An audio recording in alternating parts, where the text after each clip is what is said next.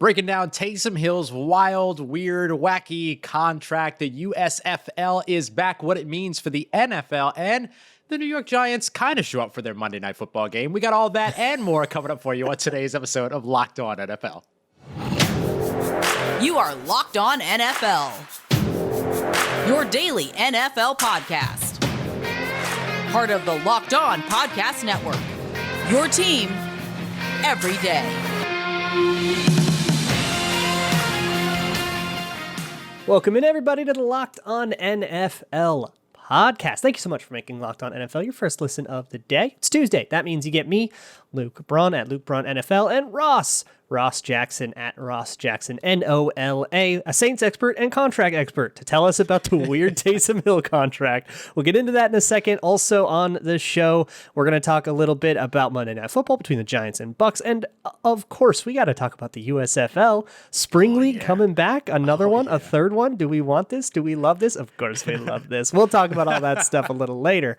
But first, let's get to the thing everybody's talking about, because nobody can figure it out. So Taysom Hill signs a new extension. He was on this weird $140 million contract that was all kind of half like fake and weird and difficult to get. So now he's on like two contracts at the same time. One if he plays quarterback, one if he doesn't. If he doesn't, it's like a 4-year, $40 million deal. And then if he does become the quarterback, you just slap like $55 million on it over the course of those 4 years, which that would make sense. The $55 million, like if he plays quarterback, if he's your starting quarterback, he makes a lot more money. Cool, makes sense. But I guess that is a bizarre structure. Never seen anything like that. So Ross, help me figure it out. Yeah, look, it's one of the most unique contracts we've ever seen in the NFL. New Orleans Saints have always found little ways to do this, right, to where they've innovated the way that they have looked at contracts. They became the first team this offseason to extend someone beyond a fifth-year option and then creating void years to make their fifth-year option cheaper. And then they ended up extending. That was Marshawn Lattimore. They extended Marshawn Lattimore into those years. And then they created something that was really, really unique with Ryan Ramczyk in this offseason as well, a right tackle who has incentives in his contract that if he ever becomes an all-pro, first-team all-pro at left tackle, that his contract will go up $1 million per year following that nod. So that's sort of the idea that was the infancy of this sort of like big boy version of the Taysom Hill contract, right? Right. Well, Ramczyk had like a right tackle, left tackle thing, right? Yes. Yeah. So he's a right tackle, and it's a 5-year, $96 million deal. And then if he gets that all pro nod, first team all pro, at any point throughout his contract term, then the remaining years go up $1 million. So that's the way that incentive works.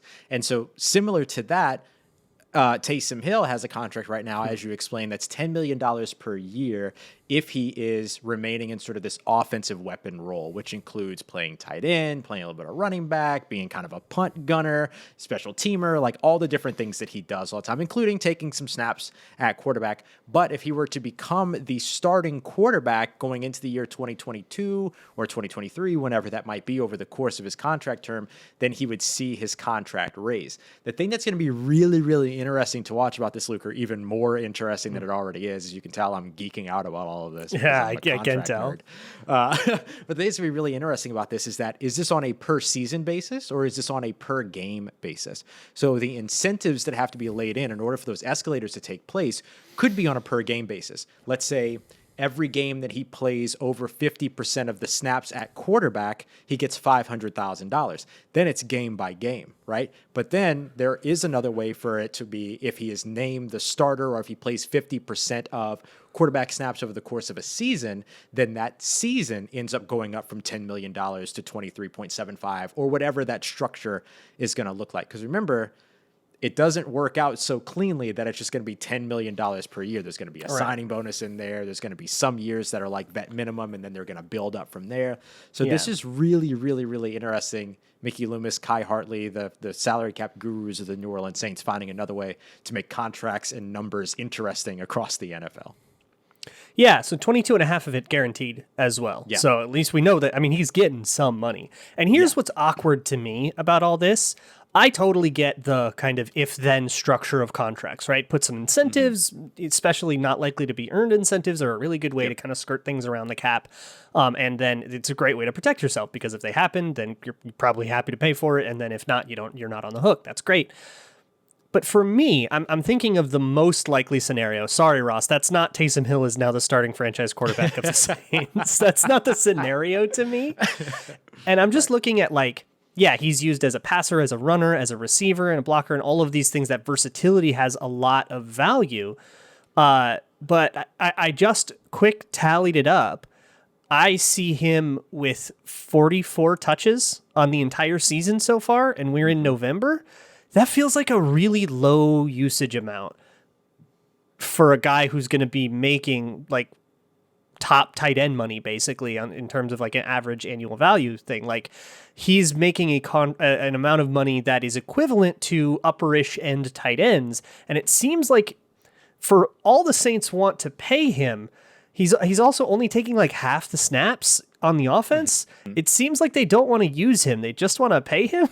Does this mean he's going to get his usage is going to go up?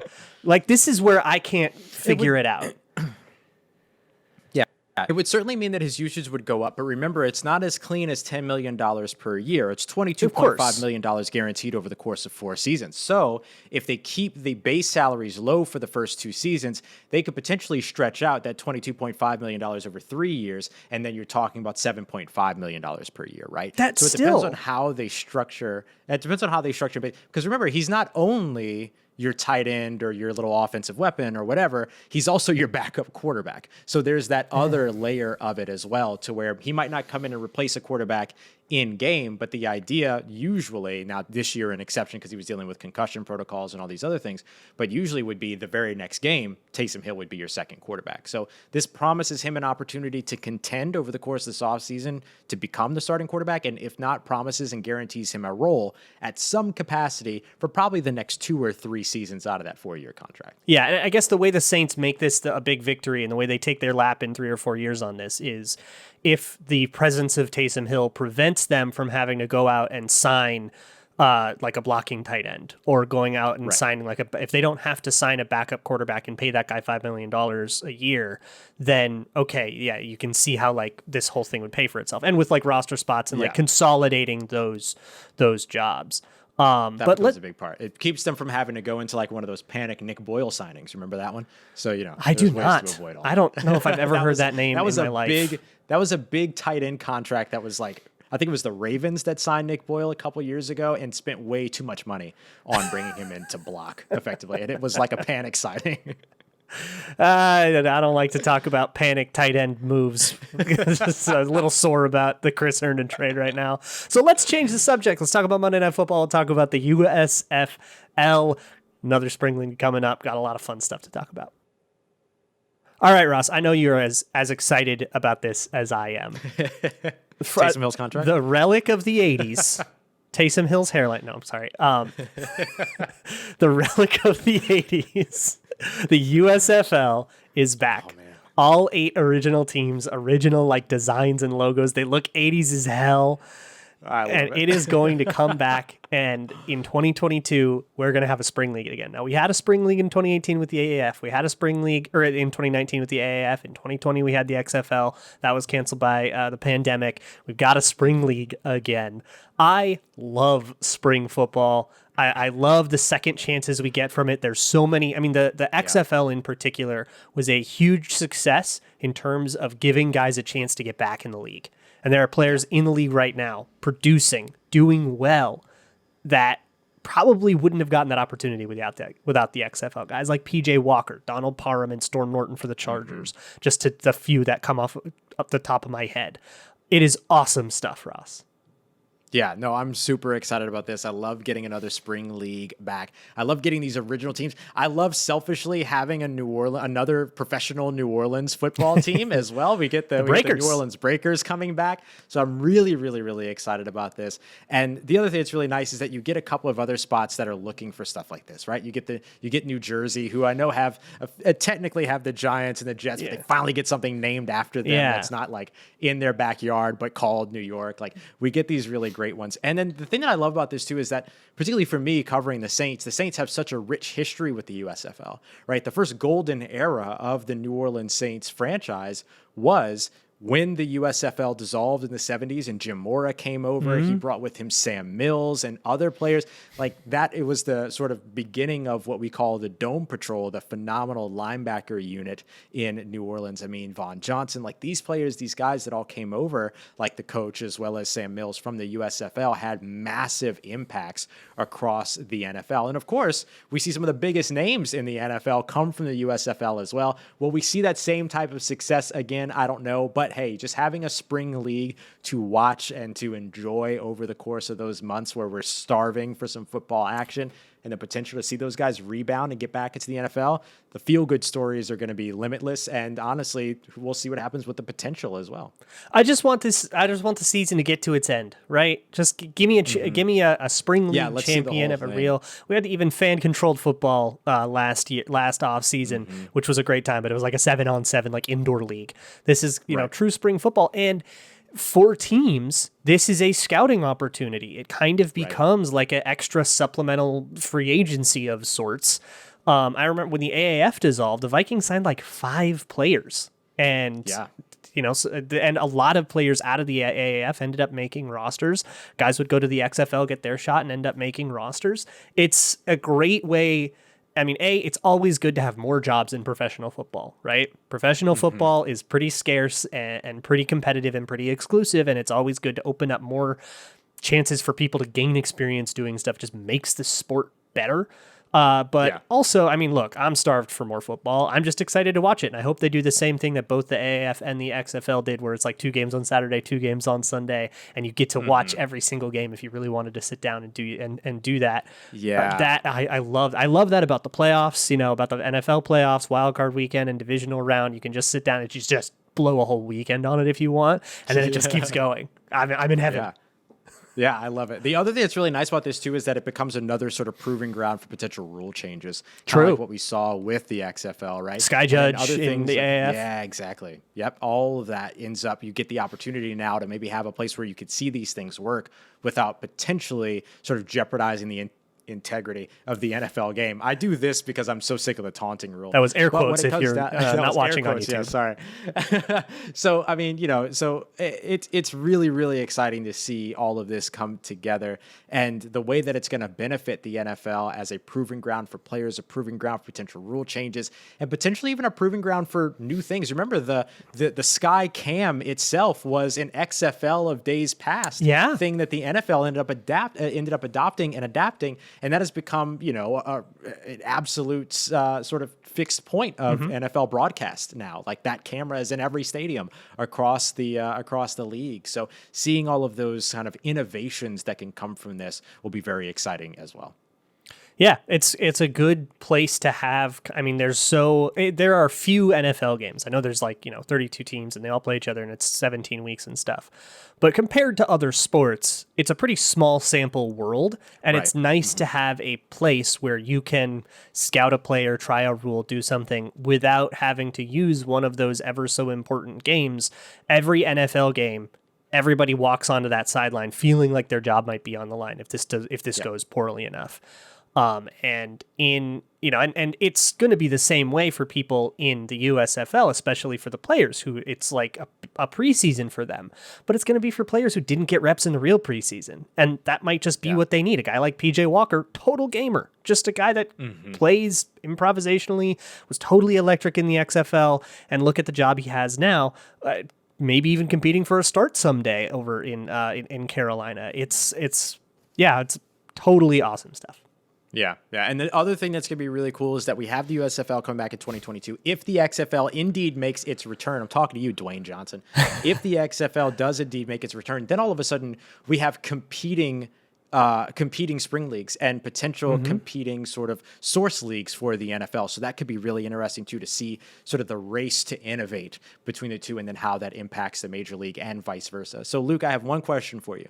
Because there's no Minnesota team. There's no West Coast team for us. We've got the Michigan Panthers, the Birmingham Stallions, the New Jersey Generals, the Houston Gamblers, the Philadelphia Stars, New Orleans Breakers. We've got the Pittsburgh Maulers and the Tampa Bay Bandits. Have you decided what your team is yet? No, I'm open to pitches. All right, everybody send Sell your me. pitches to Luke At over Luke Braun NFL on Twitter. NFL. send me why I should root for your USFL team. Okay, one last thing on this. So I'm going to really get ahead of ourselves here. Way down in the future. Please. Hey, there's been a whisper or two that the NFL is open to expansion. And the last time they did a large expansion was absorbing the AFL, right? Mm-hmm. And then that merger. These could be NFL teams someday. There's way off in the future. Maybe, just as good of a chance that that the league falls apart like the last two did. But if I don't know where the money's coming from this time. I don't know how sound it all is. But hey, there's a chance, right? And so it's at least worth watching for that. Yeah, that would mean maybe some new teams in Birmingham and an official New Jersey team. So, keep an eye out. Support your leagues. Support the spring leagues. Support the spring leagues. So I want to talk about this Monday Night Football thing a little bit to wrap things out. This total debacle we saw by the Giants, Bucs blow them out and all that. So I had a wager. I'm loving BetOnline just redesigned their whole site, live betting, new player props and stuff, and I've been loving all the props. One of the most fun things to bet for me in any Tom Brady game is Tom Brady over half a rushing yard. It's always half a rushing yard. Does he get a rushing yard or not? Because it totally changes the way you experience the game. You're suddenly rooting for 4th and 1 so he can sneak his 1 yard. Yeah. And then if he gets his 1 yard, you're like rooting for not kneel downs. Or that he kneels forward. Or in the case of this game, Tom Brady gets a 7-yard scramble, which was the highlight of the game. Want to talk about it. But if you want to get in on gambles like that, get in on your prop bets or your live bets, bet on college, pro football, basketball, hockey, even MMA or your favorite Vegas casino games, head on over to betonline.ag. Enter promo code LOCKEDON, LOCKEDON. When you sign up, you get a 50% welcome bonus. That is promo code LOCKEDON, all one word, for a 50% welcome bonus, matching half of your first deposit in free play money. BetOnline, where the game starts. All right, so Luke, we've had some great stuff here so far on today's episode. Talk a little bit about this Taysom Hill contract, the USFL. Monday Night Football, maybe not as great a performance, at least for one of the two teams. What did you take away from the New York Giants in this matchup as they lose to the Bucs 10-30? I think we might be seeing a USFL quarterback on Monday Night Football and Second chances, maybe. We're all about the second chances. Boy, he needs one. Okay. I am so annoyed by the Giants. The Giants, so this was 30-10 final score. The Bucs, it was a 10-10 tie at one point. Tom Brady throws a tip drill interception that the Giants bring down to point blank range. And it seems like maybe they're going to have a game here. And then the Giants just sort of petered out. They just totally ran out of functional football. And I don't mean, they got beat, they ran out of stuff, or, the Bucs had this particularly dominant performance. I mean, the Bucs did dominate without Vita, and that's great. But it was the Giants were just incapable of putting together functional football. And honestly, if you're the Bucs, you take that, right? All right, yeah, you just fall apart in front of me, I'll take my W and go home. Yep. But I am so annoyed by the Giants. They're in year 3 of Daniel Jones, year 2 of Joe Judge. This is supposed to be a new beginning. This was supposed to be the next chapter post Eli Manning, Tom Coughlin, and all that. Saquon Barkley's back. Yeah, they went out and got Kenny Golladay in free agency. Kadarius Toney was this hyped up guy. They were really supposed to have. I mean, they have a top 4 guy playing left tackle for him with Andrew Thomas, and it's just such a disaster.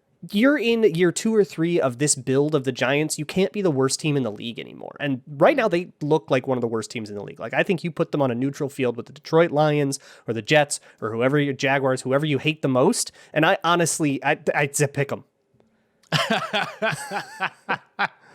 That's what it would be on betonline.ag. It'd be a pick 'em.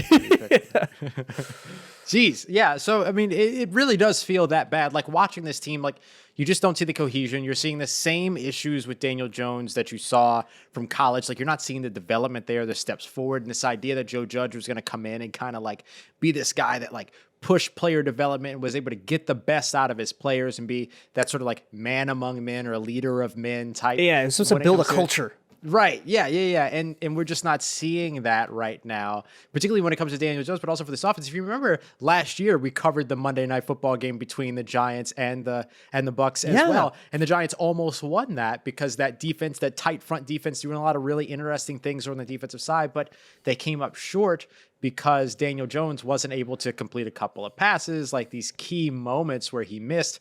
In this game, you see a pair of interceptions, including what might be the easiest. Like, we could have caught one of those. This is one of the worst interceptions I've ever seen. How could an NFL player do that? Yeah, man. I don't know. Like, the interception was something else. For those that maybe didn't get to watch the game or whatever, just imagine sort of a play action pass that immediately resulted in Daniel Jones kind of running scared away from the line of scrimmage. Quick pressure all day. Quick pressure right up the middle. And then he ends up just kind of like lofting one up to his left guard. And then he gets intercepted by a defensive lineman. Like, I don't really know. Like, it's hard to tell sort of where that was going. It looked like maybe there was like a developing route off of the play action or something like that with the running back, but it just didn't get there. And it just fell right into the hands of a D lineman. It was bad.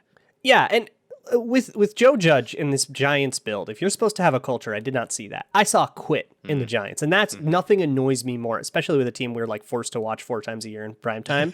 Nothing annoys me more than a team that's got quit in it. Yeah. They were down 3 scores in the early fourth quarter. That's hurry up. That's 17 points fourth quarter. You got to be hurrying up. Right. And they had a drive where they took in between plays, huddling up, and just lethargically trotting to the line of scrimmage. Yeah. I charted this. They took 25 seconds off the play clock, and then 30 seconds off the play clock, and then on another one, 36 seconds off the play clock, and then threw an interception. It was it was like they are not even trying anymore. The team has quit on its coach, and I think it's time to, they have to reset everything. And it's another hard reset. When you do those hard resets over and over and over again, that's how you become, the 2000s disgusting, terrible Browns, the Charlie Fry Browns, and you're just like in a kind of constant hell. And the New York Giants are careening toward that, but that's a little depressing. We should talk about the Bucs a little bit too, who are a little more fun, at least to me, who's not in their division. No, they're fun. They're a fun team, especially when everything goes right for them and they have a game like this where they're winning in the trenches. You get the opportunity here to where you're giving, Tom Brady this clean pocket and he's able to just sort of like pick apart death by 1,000 paper cuts, but also get the ball downfield as well. I mean, I think you'd say that they had to his favorite guy, Rob Gronkowski. Yeah, he comes back. He's available. This one, they find some really fun things with him. I mean, I think that is what the Tampa Bay Bucs want to look like on a weekly basis. And honestly, I think that they left some out on the field. Like, they didn't have to have their best game tonight going up against the worst offense in the NFL that we've ever seen, apparently, or whatever it was. And I've watched some of those Matt Nagy games. I'm like, damn. Oh man. Jeez, for real. And so I think that like the Bucs who are, coming off of these like disappointing losses over the last couple of weeks and everything, like that is a game to where they just needed to beat up on somebody. And unfortunately the Giants were just in the way. Right. You get the get right game. And if you're a Bucs fan listening to this, thinking we're not giving them enough credit, it's not that they couldn't have been better than they were, it's that they didn't have to be. They just simply didn't have to be. Yeah. If you're Arians and Brady and Bulls and everybody on this Bucs team, and you would draw up the ideal football game for your team to play, it is a 30-10 win against a team that let you do literally anything you want. This is who the Bucs wanted to be with, downfield passes. I mean, they were passing downfield up 20 points with like less than 2 minutes left in the game in classic Brady fashion. Right. This was a stomping, and it was an opportunity to get right. And who better to get right than, the stupidest team in the league that needs to be flushed down a toilet and perhaps relegated to the USFL. I'm done with them. Jeez, I love it. Relegate them to the USFL, get them a 9th team over there, or bring that New Jersey team up and then put the Giants down. A true New Jersey team. True New Jersey. Give New Jersey what it deserves. A true football team. I love it. Well, that's your Monday Night Football recap for this one. I mean, what is absolute stomping. But hey, sometimes those games are fun. And you know what else is fun? Every day here at Locked On NFL. It's been an absolute pleasure to be here with you, Luke, who you can follow on Twitter at Luke Braun NFL, host of Locked On Vikings, myself, Ross Jackson, host of Locked On Saints. You can find me on Twitter at Ross Jackson, NOLA. We appreciate you very much for making us your first listen of the day, every day. Coming up tomorrow, don't miss Tony and James as they go through all of the power rankings. It's going to be really interesting to see where the power rankings lie after this week. Another wild week in the NFL with these sub 500 teams beating these over 500 teams. I don't know. It'll be really interesting to figure it out. So make sure you check it out on tomorrow's episode of Locked On NFL with Tony and James. For your second listen today, make sure you go and check out Locked On Bets. Win yourself some money with your boy Q and handicapping expert Lee Sterling. We appreciate you being here with us for another episode of Locked On NFL, part of Locked On Podcast Network, your team every day.